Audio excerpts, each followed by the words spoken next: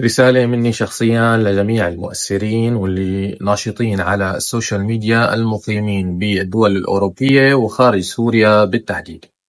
سواء كنت أنت مقتنع هلا حاليا بالحكومة الانتقالية أو لا، بتمنى منك تنشر الوعي بين العالم وتحس على عدم التوجه أو الانحدار أو السير مع الرسائل الطائفية والحقد الطائفي، لأنه في كتير عالم هلأ خاصة بهذا الوقت الحالي رح تصطاد بالمي العكر.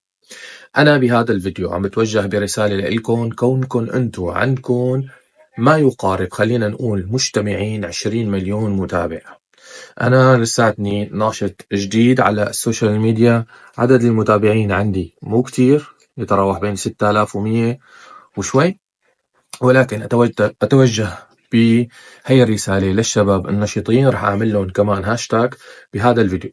رجاء، سوريا تحررت من النظام فاسد، وهلأ نحن حاليا متجهين إلى مستقبل مشرق إن شاء الله.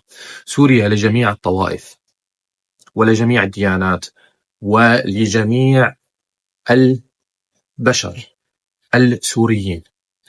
خلينا نكون إيد واحدة، خلينا نعطي الحكومة الانتقالية فرصتها هلا 3 شهور لنشوف شو رح يصير، لوين رايحين، وخلينا دائما ناخد بعين الاعتبار انه هاي الحكومة الانتقالية نجحت، والنجاح يرى بالعين المجردة بشمال سوريا بمدينة إدلب حصرا. إذا منروح كلياتنا هلأ صارت فتحة سوريا، صار فيك تتحرك، صار فيك تروح على إدلب وتشوف نجاحهم، مع العلم إنه هن ما عندهم أي صادر، أي تصديرات، ما عندهم صناعة، ما عندهم أي شيء، ولكن بجهودهم وبإيمانهم بسوريا الواحدة الموحدة نجح. عشان هيك خلينا نعطيهم هي الفرصة، ولا للطائفية، سوريا للكل بدون تحديد أي طائفة.